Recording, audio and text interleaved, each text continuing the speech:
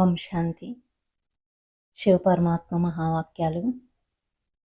బాబా అంటున్నారు, ప్రతి గుణం యొక్క అనుభవం శక్తి యొక్క అనుభవంలోకి లీనమయ్యం అంటే లీనం అవటం అంటే అదృష్టవంతులుగా అవటము అంటున్నారు పరమాత్మ. గుణంలో శక్తిలో లీనం అవటం, అనుభవగా అవటం అంటే అదృష్టవంతులుగా అవటం అని అంటున్నారు పరమాత్మ. మరి వాక్యాల గురించి ఏం చెప్తారు మహావాక్యాలు? ఇంకా మనం తెలుసుకుందామా? ఈరోజు ప్రేమసాగరుడైన బాబ్దాద తన యొక్క ప్రేమ స్వరూప పిల్లలను కలుసుకుంటున్నారు. బాబాకి పిల్లల కంటే ఎక్కువ ప్రేమ ఉంది, మరి పిల్లలకు బాబా కంటే ఎక్కువ ప్రేమ ఉంది. ఈ ప్రేమ యొక్క బంధన పిల్లలను కూడా ఆకర్షించి తీసుకువస్తుంది, మరి బాబాను కూడా ఆకర్షించి తీసుకువస్తుంది. ఈ పరమాత్మ ప్రేమ ఎంత సుఖదాయకమైనదో పిల్లలకు తెలుసు కదా. ఒక్క సెకండ్ అయినా ఈ ప్రేమలో లీనమైతే అనేక దుఃఖాలను మర్చిపోతారు, సుఖం యొక్క ఉయ్యాలలో ఊగుతూ ఉంటారు. ఇలాంటి అనుభవం ఉంది కదా అడుగుతున్నారు బాబా. బాబ్దాద చూస్తున్నారు, ప్రపంచక లెక్కతో ఎంత సాధారణ ఆత్మలు గాని భాగ్యం ఎంత శ్రేష్టమైనది అని.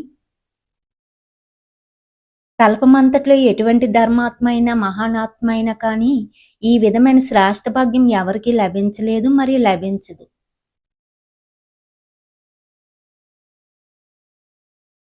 అతి సాధారణమైన వారు కానీ అతి శ్రేష్ఠ భాగ్యవాన ఆత్మలు బాబ్దాదాకి సాధారణ ఆత్మలే ఇష్టం. ఎందుకు? స్వయం బాబా కూడా సాధారణ తనువులోకి వస్తారు. ఏ రాజతనువులోకి లేక రాణి తనువులోకి రావటం లేదు, ఏ ధర్మాత్మ మహానాత్మ తనువులోకి కూడా రావటం లేదు. స్వయం కూడా సాధారణ తనువులోకి వస్తున్నారు, మరి పిల్లలు కూడా సాధారణమైన వారే వస్తున్నారు. ఈనాటి కోటీశ్వర్లు కూడా సాధారణమైన వారు, సాధారణ పిల్లల్లో భావన ఉంటుంది, మరి బాబాకు కూడా భావన కలిగిన వారే కావాలి, దేహాభిమానం కలవారైతే కాదు. ఎంత గొప్పవారుగా ఉంటారో అంతగా వాళ్ళ భావన ఉండదు, అభిమానం ఉంటుంది, దేహాభిమానం. బాబా భావనకి ఫలం ఇవ్వాలి, భావన ఎవరిలో ఉంటుంది? సాధారణ ఆత్మలలో ఉంటుంది. ప్రసిద్ధమైన వారికి భావన ఉండదు, సమయం ఉండదు. కనుక ఎంత సాధారణమైన వారు మరి భావంతో ఎంత శ్రేష్ఠ ఫలాన్ని పొందుతున్నారని బాబా చూస్తున్నారు. అందువలన డ్రామానుసారం సంగమయుగంలో సాధారణమైన వారుగా అవటం కూడా భాగ్యానికి గుర్తు అంటున్నారు పరమాత్మ. ఈ డ్రామానుసారంగా సంగమయుగంలో సాధారణంగా ఉండడం భాగ్యానికి గుర్తు అంటున్నారు పరమాత్మ.